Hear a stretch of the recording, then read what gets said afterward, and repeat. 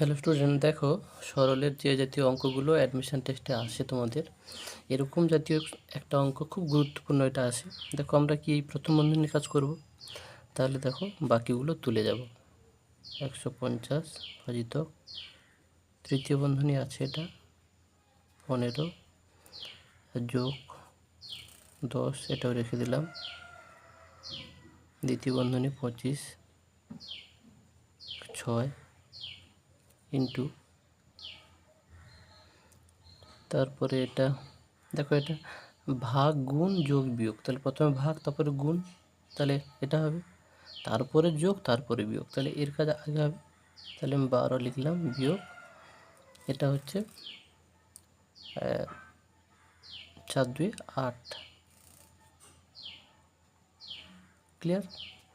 তারপরে আবার সেই সেম, এটা কিন্তু 12 হলো 1। তারপরে এই পুরোটা তুলবো, আবার এই প্রথম বন্ধনী কাজটা করব। তাহলে আমি তুলে নিচ্ছি তাড়াতাড়ি। 150 ভাজিত 15 যোগ 10, 25 বিয়োগ 6 গুণিতক, তাহলে 12 থেকে 8 বাদ দিলে কত হবে? 4। তাহলে প্রথম বন্ধনীর কাজ শেষ। প্রথম বন্ধনী আর দিলাম না, দ্বিতীয় বন্ধনী দিলাম, তৃতীয় বন্ধনী আছে। তারপরে আবার সেই একই, প্রথম বন্ধনী যেহেতু নেই, তাহলে দ্বিতীয় বন্ধনীর কাজটা হবে, এইটা হবে। তাহলে বাকিগুলো তুলে যাচ্ছি।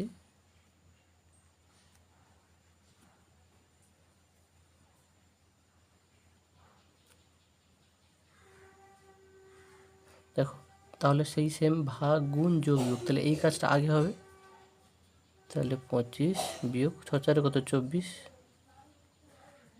ওকে ওকে, আবার সেই সেম দ্বিতীয় বন্ধনীটা আছে, এর কাজটা আগে হবে। বাকিগুলো তুলে নিচ্ছি।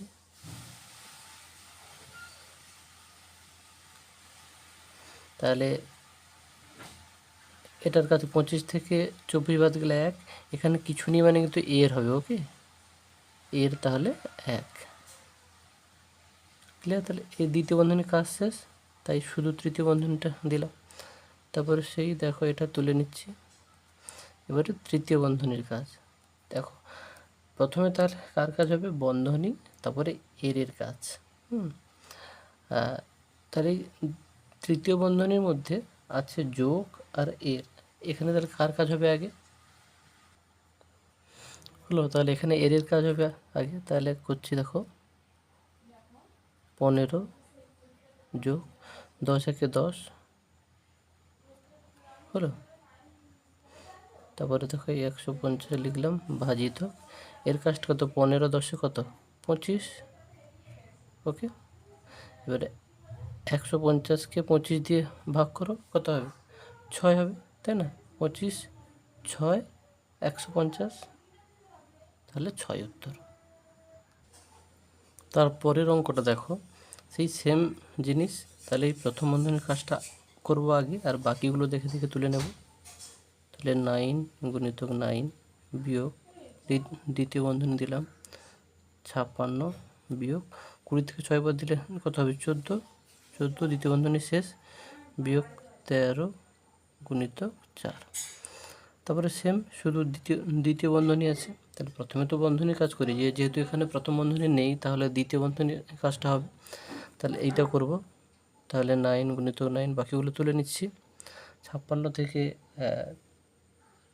এই 56 ভাজিতক, এটা 56 ভাজিতক 14, তাহলে 56কে 14 দিয়ে ভাগ করলে কত হবে?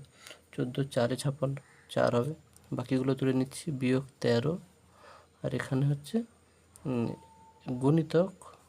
গুণিতক 4 ছিল। আবার সেই দেখো, সরলের যে নিয়ম শিখেছি, ভাগ তারপরে গুণ, তাই তো। তাহলে ভাগ নেই, গুণ আছে, তাহলে এর কাজ করব আগে। তাহলে আমরা কি করব? দেখো 81 বিয়োগ 4, আর এটা বিয়োগ 13 4 কত? 52। এবারে এটা থেকে এটা বিয়োগ করব, 81 থেকে 4 বিয়োগ করলে কত হবে? 77। তারপরে বিয়োগ 52, তারপরে 77 থেকে 52 বিয়োগ করলে কত হবে? 25। হলো। ঠিক সরলের নিয়মটাকে ফলো করবে সবাই, আশা করি অঙ্কগুলো সহজ মনে হবে। ওকে।